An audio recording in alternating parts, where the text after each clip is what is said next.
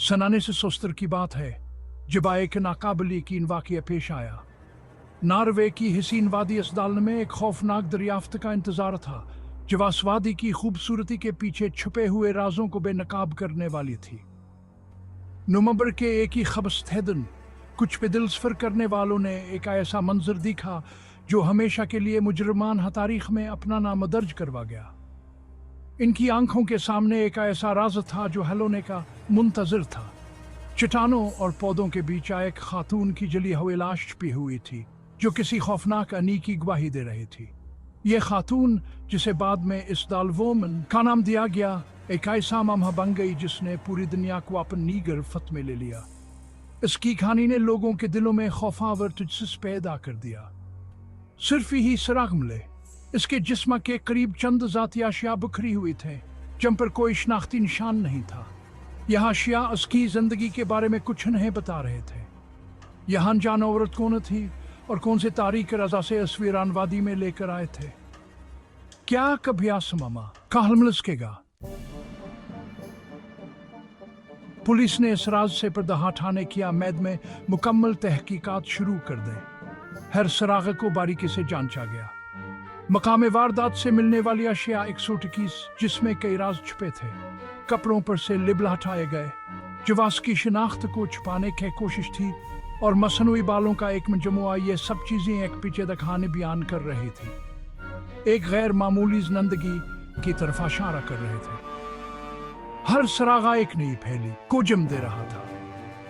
Suitcase में दरियाफ्त होने वाले खफिया पैगामात ने मखसूस मकामात की तरफ इशारा किया जो वास्की पर असरार जिंदगी के मजीद पहलुओं को जाहिर कर रहे थे, जिससे क्या साराइयां तेज हो गए। हर नया सरागा एक नई बहस को जन्म दे रहा था।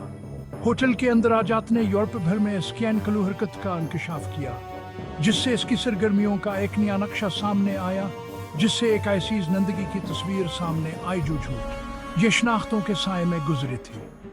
हर शनाख्ता एक नया राज थी। इस दालवोमन गायब होने में माहिर थी। इसकी महारत ने तफ्तीशकारों को हैरान कर दिया, जिससे तफ्तीशकार हैरान रह गए। इसकी पर असरारियत ने सबको उलझा दिया था।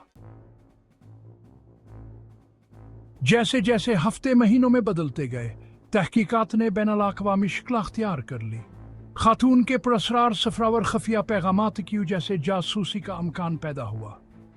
क्या वह राजों और धोखेबाजी के खतरनाक खेल में फंसी हुई जासूस थी? सर्द जंग के दौर में नॉर्वे खफिया सरगर्मियों का मरकज था। गवाहों ने से ऐसे मर्दों के साथ देखने की इत्तला दी जो खफी हाई जेंटल रहे थे। क्या असदालवू मनाए गैर मुल्की एजेंट थी जो नॉर्वेजियन ज़मीन पर मालूमात इकट्ठी कर रहे थे। इन तक कोशिशों के बावजूद असदालवुमन की असल शनाख्त मुख्फी है रही। नजरियात घूमते रहे, हर एक गुश्ता से ज्यादा दिलचस्प। अदालती तजज़िये से यह बात सामने आई का से तशद्दुद का निशाना बनाया गया था, जिससे बदनीति का शबा पैदा हुआ। क्या उसे किसी खतरनाक राज की हिफाजत के लिए खामोश कराया गया था, या उसकी मुतगलत शनाख्त का एक अलमनाक वाक़या थी? डीएनए तजज़िया, चेहरे की तमीर, नुके टेक्नोलॉजी और बेशुमार इंटरव्यूज ने दिलचस्प सराग फराहम किए हैं। ऐसा लगता था कि असदालवुमन अपने राजों को कब्र में ले जाने पर तुली हुई थी। दहाइयों बाद असदालवुमन का मामा आज भी लोगों को हैरानावर मुतवज्जा करता है। ये किस जासूसी, खफिया पैगामात और तशना सवालात के इम्तिजाज के साथ एक जदीद दौर का मामा बन गया है। 2006 में एक पुराने केस की टीम ने असामीद पर तहकीकात दोबारा खोले कि अदालती टेक्नोलॉजी में होने वाले पेशरफ्त आखिरकार उसकी असल शनाख्त पर रोशनी डाल सकी।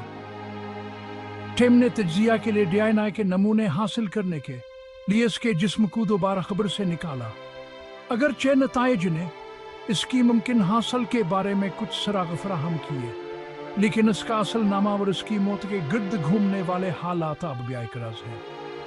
असदालवुमन की कहानी असरार की पायदार ताकत की एक वाज़ेह याद दहानी है।